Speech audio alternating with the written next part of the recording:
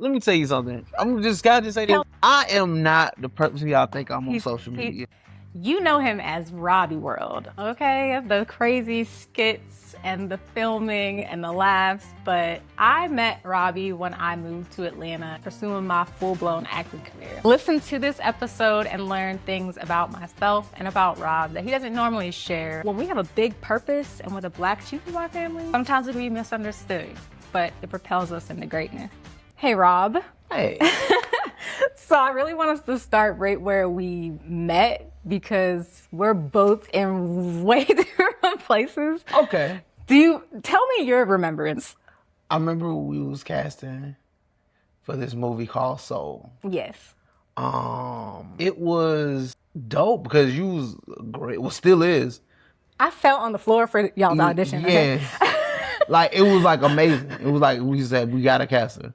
You know what's funny is I read for the part, like the secondary part. Yeah, and y'all was like, hey, so can you read for Caitlin? Like the main. And it's funny how I immediately went in there like, they're bigger people. Like in my head, I already was like, they already have a main character, but I was also just moving here from Pittsburgh. And this was my starting. second movie. Yeah, this was like my early, second movie yeah.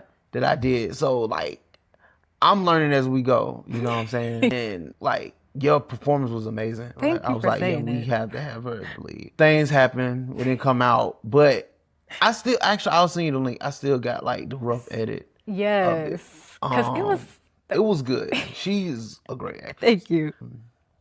But yeah, so then we did that first film, and then from there, it was like pandemic hit us. Yeah, pandemic hit us. And well, it hit a lot of people. When the pandemic hit, you didn't notice, but I moved to LA, like right when it shut down. Shut up. I moved to LA. Yeah. Like I caught the last flight to LA. I remember this flight was like $38. We did Sold. That was 2019, you think? I think it was 2018. 2019. I just moved here in 2018. Cause okay, so and then I remember I had the rough draft like around Christmas. Okay. And then we shot a little bit in the new year. Because we were doing skits. Yes. In the 2020, but then the pandemic happened. If you weren't there. I was in LA, like, because at the time in the relationship I was in, we broke up. That's right. And I said, you know what? You can have the crib. I even left my car.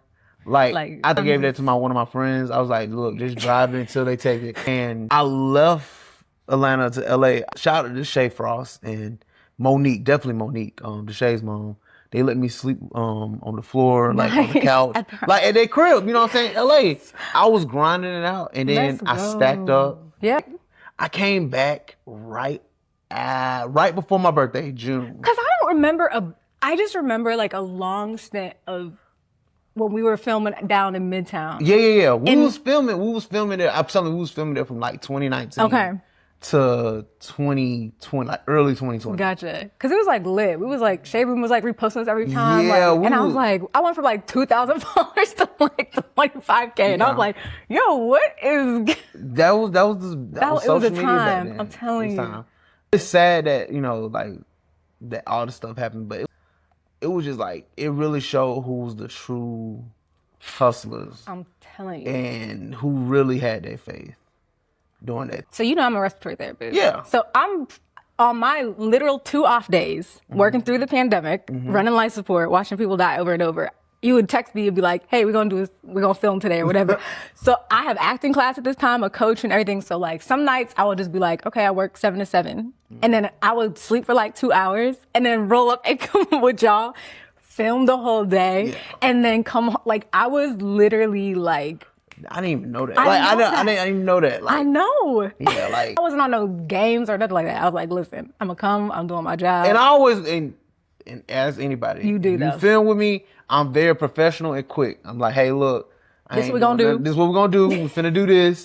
If you cool with that, you comfortable with that, cool. If not, we can do another one. Like I'm more like in and out. You are, and that's why I stayed working with you. I mean, even when we did with V. Yeah. Because it was just like, anytime you asked me, I was like, yeah. Because sometimes you go on a set or something like that, and it's kind of uncomfortable to some degree, but you always respect the fact like I wasn't trying to twerk and nothing like that. Yeah, and I'll be like, all right. Let's make up something different. Yeah, I'll be like, because it's when you go through this world, you gotta respect people and their comfortability. You know what I'm saying? So I just try to work with people. I try to work with people who want to work with me. So if you want to work with me, I'll work with you. That's just bottom line. If a scene requires twerking and you're not comfortable with that, we just gotta scrap that.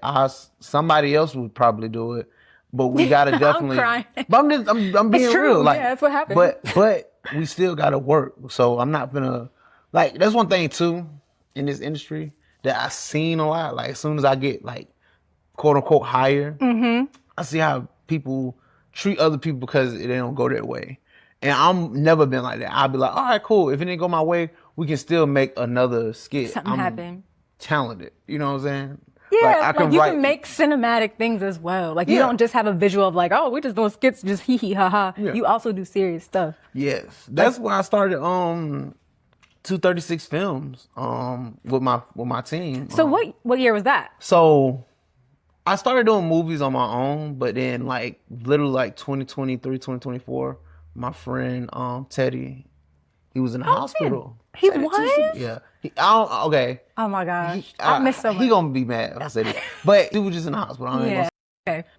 So we all came there and then V gave the idea like, man, we should just do it. I was like, let's push the button. Let's just start a film and we just do movies. Forget it. Yeah. And we start doing, but I think last year, within the last 2 years, we filmed like 8 projects. Yes. It's funny because remember the night we filmed the one with V, like we literally came up with that entire script. Like it was literally just like, I don't even remember how we were just like, oh, let's just film a movie.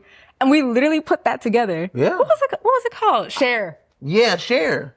Yes. We came up with and we was like, you know what I'm saying? We just came up, I was like, let's film a movie. Yeah, let's just film a movie. And that was definitely before the pandemic. See? Because it was like right there because I edited it in LA. I remember that. Yeah. And shout out to V. Yeah, I love V. That's my girl. But yeah, we really came up with that on the fly. Yeah. But since the last time I saw you, I'm just catching up with you on social media, and then I saw your post where like you got baptized. Yes. That was the last time I saw you. Because remember you invited me to your podcast? That's the last time I saw you. That was probably like 2022? Yeah, 2023. Okay. That's when we first started. Yes. We didn't even know what our podcast was going to be. I know you didn't. And please don't judge me by my podcast. Let me tell you something. Can I just say this? I am not the person y'all think I'm on social media. I just love to do what I do. I love to create. I know what most people like. Look at me like, I hate to say this. Look at me like allegedly like a drug dealer, right? That don't get high off their drugs. That's how I look at social media. Like, that's how I look at I post, I let people think what they think, cool. And I'm chilling with my family. You know, that's what's crazy is because like when you first meet, if you go into an environment where it's like you, it was like Reggie Baby, Funny and Galen, all that, right? So I'm in that environment and like you're expecting people to be like, you really don't know what to expect. You're just kind of like, what am I gonna do? But all y'all were such gentlemen around me and like I was just like, okay, this is so cool. Let me tell you something. And speaking for me, I don't even be like on that type of time. And then like, sometimes, I'm not gonna lie, like sometimes it'll be like, oh, I'm attracted to this person. I'll let them know. But even if they said yes or they said no, it always never interfere with business. That's true. Like even with my fiance today, that was an old friend. We actually went to high school together. She was actually my bully in high school. Yeah, she was actually my bully in high school. I was shorter. Like this growth spurt, and like, I don't got the glasses no more. That's true. I was not like that in high school. So we actually recently linked up, and she texted me by accident. And crazy. That's why I slowed down. Like she made me really slow down. Got it. And yeah, she was just a blessing that came into my life. That's how God works. I'm telling you, He just puts people in your life, and it's like, what is going on? Exactly. Like I didn't expect. Like I swear, once a month we like, we together for real. Like how did this happen? Like, and I really care and love her. Like, of course you do. Man, like she's my rock. You know what? That's so beautiful. When I came back to see you in the podcast, I hadn't seen you for a while. So what happened between pandemic and like 2021 was, in my family, mental health is huge. Like I'm adopted, first of all, but we're all adopted in the same family.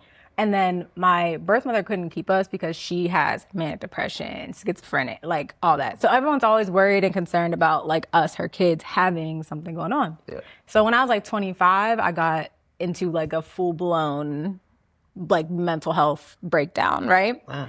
But it like woke me up to like, okay, like life is short. I'm literally gonna move to Atlanta. So I got my Altima, because that's what I had then, and drove here after I did like a respiratory assignment. Because I was just like, it just like when you go through like a low point. I mean, you understand. I'm gonna let you finish, but everybody go through like it's like it's crazy, but continue. Yeah, once you go through that like low or whatever, and it's just like, dang, and none of y'all even know what to do either. Like, so I'm just out here just struggling. So it kind of jolted me into moving here. So when I moved here, you literally met me like a year after that. Like, I was like, yeah, I'm an actress, so let's do it, right? And so started doing the skits and all that.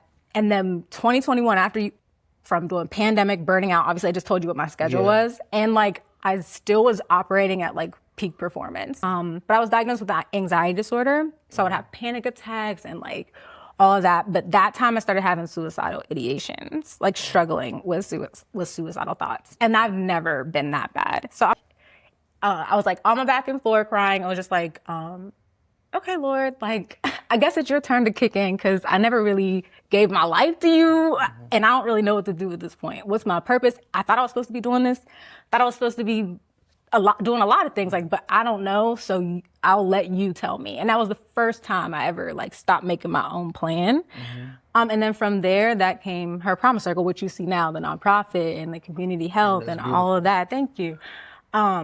But he yanked me up because, you know, now I'm popping. I'm like, hey, we got some followers. People are actually watching. I'm acting, like met these people, like, and out completely into a whole different space that I feel like I'm completely unqualified for in that moment. So then when you saw me, it was in its like baby stages. And so when you saw me that next time, like that's why I was way more kind of just like, you know, even when I came on the pod, like I was just like, I don't know what to even talk about. Like I was having such an identity crisis because it was just like, I know what y'all are saying, but like, it was such a struggle. But tell me how that is for you, like how that was for you. I at least had one of those identity crisis at least once a year. Like, let me tell you something. This year, and people, like I said, social media is different from real life. So I had dealt with some struggle with my father. If you know me, like really know me, that's like my hero. Yeah. So going through this year, my dad had got sick. He had something wrong with his heart. He had hip surgery and he had mild blindness. So he couldn't take care of himself. So this year I had to step up and become like the man of the house. Early this year, it was like happening in waves. So like first his heart wasn't as 100%.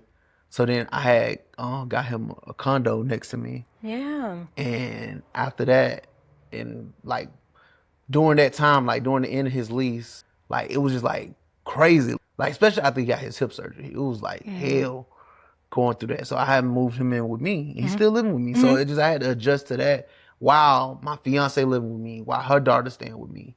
And not to put my business out like that, but God will give you the strength to overcome it. Cause like right now, my dad, he's better walking, talking, he's doing his thing. He actually got eye surgery tomorrow where we gotta go. And that's why I'll be telling you, like, I was like, man, I'm dealing with my family. Cause it's like, me too. And then like, mine just left, they were here this last week. Cause like my dad was the sole provider. So I gotta take his responsibility. Like my granddad, he got stuff going on. And it's just crazy. Like when you get into this position where like you was the black sheep of the family, like you just this, that, and the third. And now you're just like, all right, well, everybody's dependent on you. It kind of messes with you mentally. So like an identity crisis. It's so true. As black sheep though, I feel like that's why we were forced to be pushed. Yeah, cause like now I'll be like, sometimes I'll just say some like, there's like, wish I was alone, but then I don't wish I was alone. It's like, wish I was alone cause I can go through some problems by myself. But now it's different when you going through problems with somebody you care about, with somebody that's, you know what I'm saying, that's actually there for you. Yeah. So it's just kind of different. And sometimes it's like, sometimes you don't feel worthy enough of that. And then sometimes you just, I don't know, it's just like a weird feeling. It's such a transition because especially if you've been single for a long time, I've like not been in many long-term relationships. So like it's me, right? And I'm a woman too. So it's just like hard to, if you're going to be in a healthy relationship where someone's actually a provider, a protector, whatever, it's hard to, it's the same thing for guys except in a different way. Yeah. Because you have to be more emotionally available. You have to be more like considerate and thoughtful of another person when usually it's like, okay, me. Like, yes. And like I said, it just takes adjusting, and like we adjusted well. Like we don't argue, we gravy. Like we good. It's just that like sometimes, like now I just got to be mindful of decisions that I make, because it's not like it affects other people. It affects other people, but it's still like I'm a risk taker. So it's like I'm gonna do it. It's just that now it's just like, okay, this is in my mind now. Right. So instead of like moving, like it wouldn't stop me from moving forward. I'm just more concerned. Cautious. Yeah. Cautious. Yeah. Well, you have to be, and especially if you're gonna transition more into family stuff. This was during we was I think year church. First, let me ask you that. It was a weird thing growing up in church. Like I didn't grow up in church. Like I went to church. I understand. But it was like my mom went to church and then she stopped. My granddad, he got his own beliefs, but he believed in Jesus. He just didn't like church, but he'll watch it on TV every Sunday. I remember that. My dad, he was very God driven. I'm gonna put that way. He believed in God, he believed in Jesus, but he just never went to church. Got it. As when I was growing up, like, you know what I'm saying? But what brings you to a place where were you like, I've always believed in God kind of thing? I was going through this, like 1 year, I was just like, man, I need to do stuff that I never did before. Like, I was like, dang, I never got baptized. Like, I just realized that I never got baptized. I asked my dad, and he was mad at me too when I told him, because he didn't know I got baptized. Yeah. But he's a busy man. Yeah, he is. So he was like, hey, I would have came there for you. I was like, yeah, but it was just something it was like everything on my bucket list. Like, yes. I wanted to go to Egypt. I went to Egypt. I wanted to get baptized. It was just that year that I was like, I'm doing all these things this year, no matter what. And when I got baptized, it was just like, because I always believe in God, I always surrender to God. I wouldn't be nothing without Jesus Christ. I wouldn't be nothing without God. I'm never afraid to say his name. Right. Never afraid to say that. It's just one of those things where it was my journey. Yeah. It was my journey. And God's still working on me. Like, I'm not perfect. Like, that's one thing people understand too. Like, I grew up, I'm gonna be real. I grew up being hated on. So when people say certain stuff about my content, it's like, okay, well, I understand that, but it's still content. It's still creating. You know what I'm saying? Like, I be telling people, like, I'm a 35-year-old man. What do y'all want me to talk about? Like, besides, like. But the real stuff of life. You know what I'm saying? Like, so, and then like, yes, I do want to switch over to family content. I want to switch over to movies more. Let me say this before you move on. Yeah. When I don't know if you remember this, but we were filming Sold. Mm-hmm. And we had like a frustrating sort of day. And I think we were going to another set or something. Mm-hmm. And I was sitting with you and you just were like I visibly could tell that you were like stressed, but you were still talking about like how we're going to do this, what we're going to do. And I just kind of like paused you and I was like, Rob, like you're doing an amazing job. Like, I don't know if you noticed that. And everybody, you can say, well, it's not anything. Like, when I get like that, everybody always say that. It's just that I'm the type of person. So my dad's military. Oh. Okay. So I'm always like, because I know most people will give up, but my dad always say this: when you're in battle, it's no time for a funeral. It's like you gotta keep going. You gotta keep going. And sometimes my attitude may not portray that, but I'm still focused. I'm trying my best to focus on the goal. Yeah. But it's also okay, like when you're talking about worthiness, I really understand that, especially as someone who's like, I had even family members that didn't like me growing up. Oh, you always think you're better than everybody. You always this, that. And it's like, no, like I just know we're all living below like what I see myself living in. Yeah. I'm from like a area where like half the places in poverty, below the poverty line, right? And you wouldn't know that. I'm the only one who built her house, like graduated college, like has a career. Like I'm the only one. It's me. So like you said, it becomes on your back because you're the one who kind of went for it.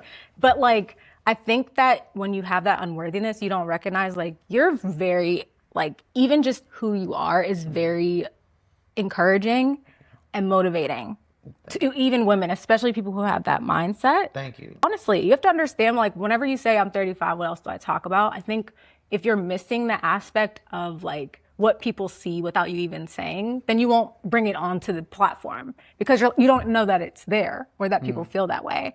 But just like we're talking now, like, it gives me energy talking to you because you understand what I'm saying. Yes. Like you have been through things and you're able to be vulnerable and open. Just something to think about. I just feel like I'm just that Tyler Perry character that everybody hates. Like the bald-headed man that was like paralyzed. I'm like, hey man, that was just acting. You know what I'm saying? Like, hey, I'm not like that. And we're like, I didn't beat that woman. I promise you I did. I'm so nervous. When you put the video up, were you expecting that though?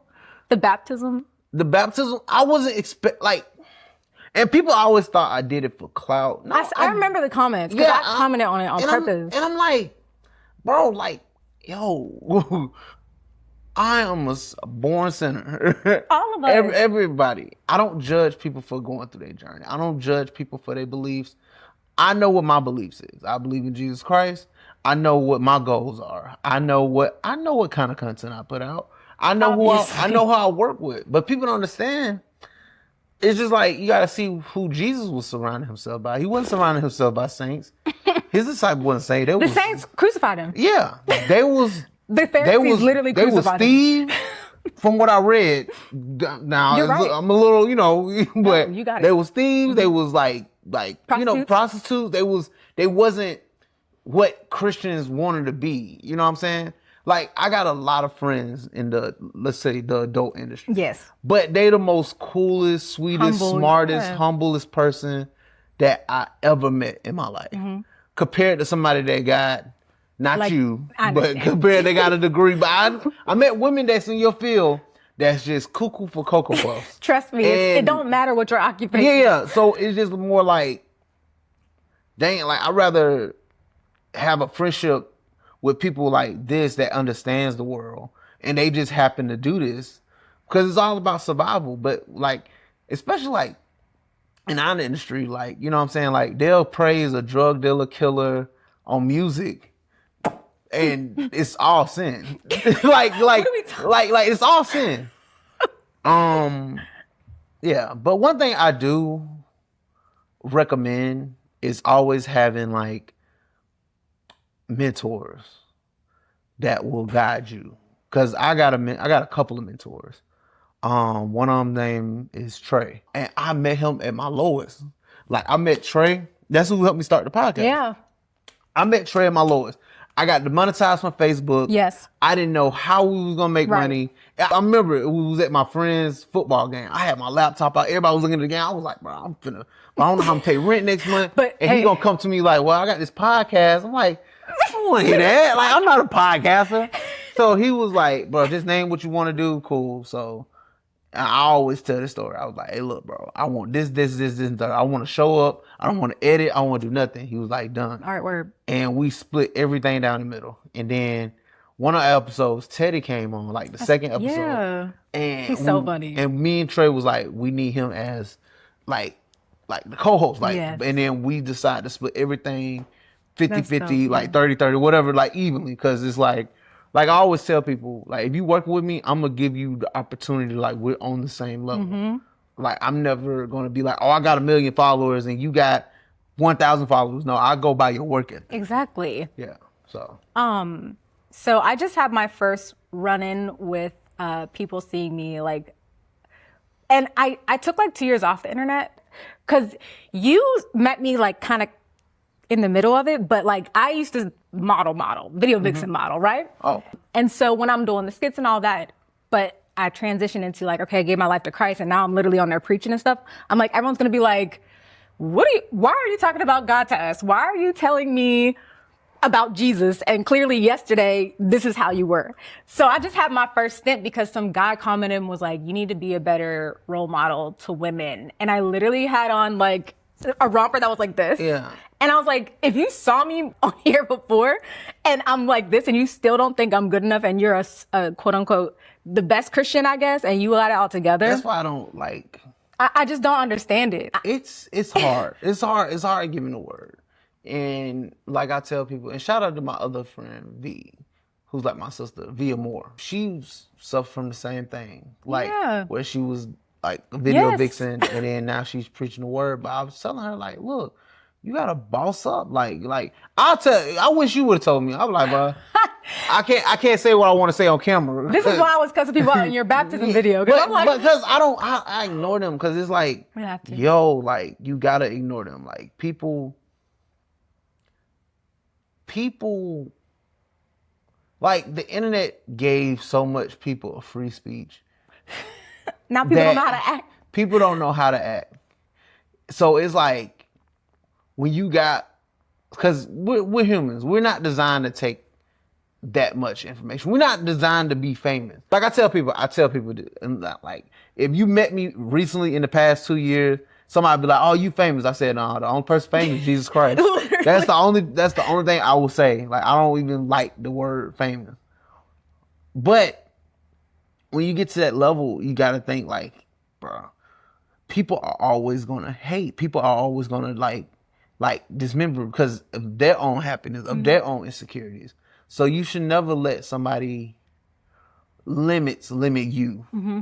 That's what I'll say. Like I never let nobody limit me. Yeah. Like they'll be like, I've always believed in myself, but I think the judgment of like a word, you can't get a word from me. I am literally. Your testimony, like you hiding that, is the whole point of what Jesus came to do. To change us, to make us whole, to make us free, to heal us, whatever. So if you don't share that, if you don't show where you came from, if you don't show your process, then what does Jesus even do? He's just a dude that existed in the Bible? Like, he can do miracles. So if he can change us, if he can mold me from a person who literally hated church, went from being a PK, hating him out completely, had a very hardened heart, couldn't have relationships. I was just not cool. I was drinking. See, I was a functional alcoholic when you met me. Yeah, and then before, like, even before just for peace, I was drinking. Even right before you met me, I was dealing with, like I said, it's like peaks. I had none. Like it's always peaks and lows. Like, before I met you, I was addicted to perks. I was drinking lean every day because my auntie passed. She was like my mom.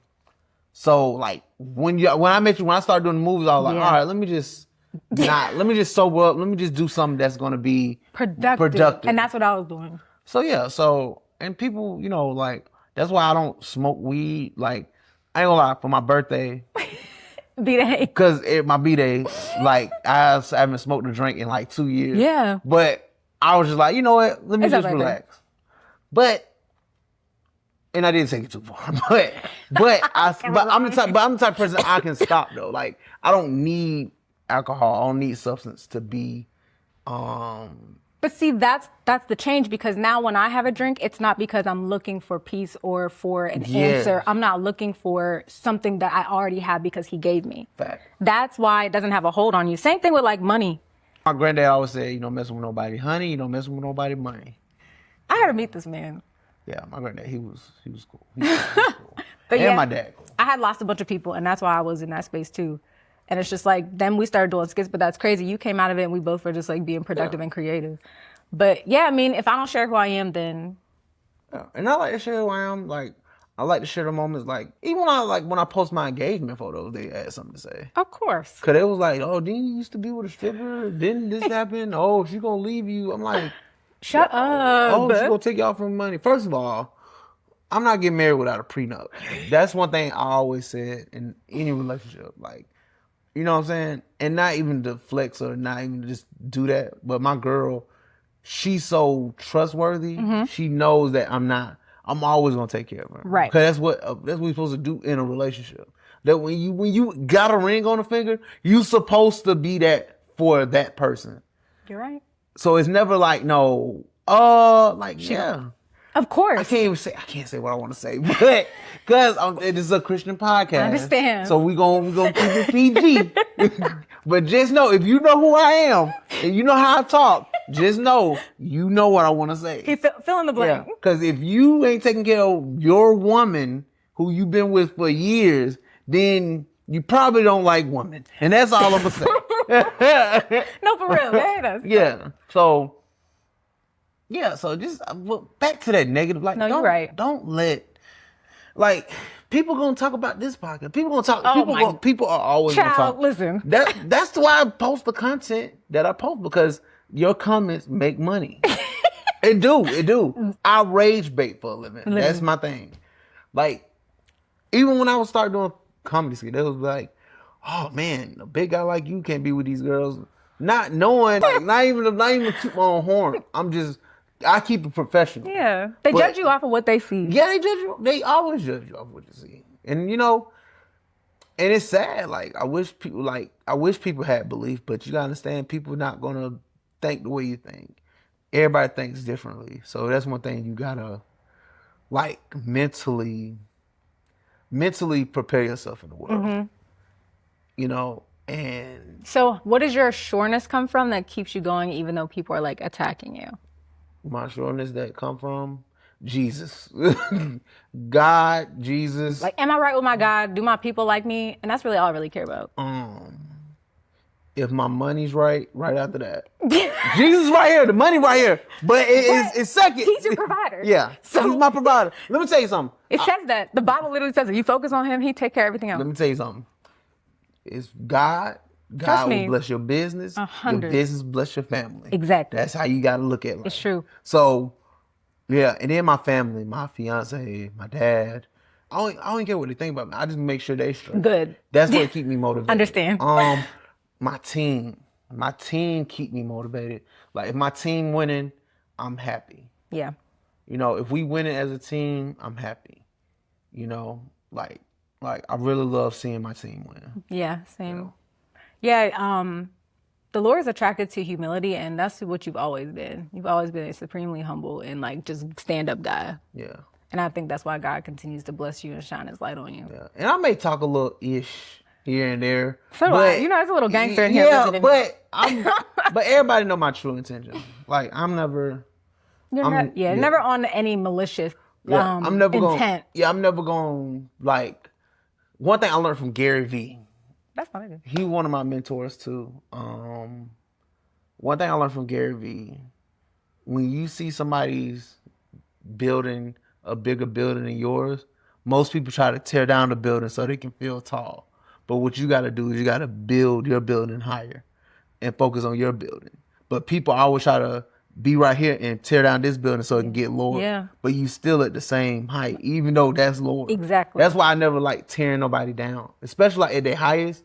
Because when you tear them down, you still gonna be where you at. Yeah. How's it help you? Yeah. It doesn't. It don't. It just doesn't. But well, what advice would you leave me with? Since my followers are starting to go back up, but I'm coming up in a different way. Keep going. Keep going. Look, I got that on my phone. Look, I got that on my phone. Hold on. It's your background? Yeah. Keep going. Literally. You gotta keep going. You can be blunt. You've never seen my Bible studies, so that's why you don't feel comfortable, but my Bible studies are gangster. Okay. Hey, that's how sometimes you gotta be. Listen, that's how Jesus, I feel talked to people, so that's how I talk. Jesus was kind. A gangster. Nice. Not nice, he was kind. He was a gangster. Nice. You gotta go dig deeper. Yeah, especially when you try to sell something in the church. Listen, the coldest line is when Paul is like, so you're not going to talk to me? I'm literally the one that's making the decision. Jesus says in that scene, the only reason you're talking to me right now is because my father gave you the power to. You wouldn't even be here if you did it. That is so cold. Do what you got to do. He's always going to take care of me. But he's just so sure and calm and strong. You don't have to say anything. Work speaks for itself. Yeah. And then some more advice, my bad. No, yeah. Just be consistent. Consistent through the BS, man. Because it's gonna be BS. Even when you get higher than high, it's gonna be BS. But one thing, let me tell you something. It's gonna be my dad. Please give it to me. It's gonna be rich problems. It's gonna be broke problems. But you rather have rich problems. Where you got the money to take care of it. So, okay. but it's gonna be problems. Like you either in a problem, you just left a problem, or a problem's on this way. That's life. You gotta just keep figuring it out because with problems, always solutions. Yeah. Yeah. So. Well, thank you for being here. No problem. You're literally the best. Appreciate it. And I always support you. For real. For sure. Tell them where to find you. Where you're at in your journey. Where I'm at in my journey, I'm building my family. That's where I'm at in my journey. I'm building an empire. I'm building, and the thing is too, you can build more than one building. Real estate. So I'm building a lot of things. I'm building my personal brand. I'm building my media company, our media company, me and my team. I'm building podcasts. I'm building family. I'm building my personal mental. You know, people don't understand that. Like, that's one thing. That's one thing I do love to travel. Mm-hmm. So that's my mental, to see the world. I mean, what's the point of having money if you don't have your mind or your health? What's the point? Like, not even money, just life. Just life. Like, even when I was broke, I was traveling. I didn't care. I'm crying. Like, I would just go. Yeah, me too. You can find me on everything, on RobiiiWorld, on everything. Yeah, Instagram. You still have YouTube? Yeah, I'm actually funny. I'm building my YouTube now. Okay. Cause I'm gonna start shooting. I put my pranks and stuff on there, but I'm start building my short films on there. So I'm gonna start starring in my short films. Nice. That's why I bought the Osmo. Hello. All right, cool. This is gonna be like 8-10 minutes, one take. Of course. But it's gonna be like comedy, but a little bit more dramedy. Okay. Yeah. Oh, that's fun. Yeah. Let me know. All right, we'll do. But yeah, Rob, always find me, Michal.Renée, her promise circle to see what we're doing, fighting so that women and people of color can access all they need to be healthy and well before the diagnosis, before the crisis. Hello. All right, we'll see you next episode.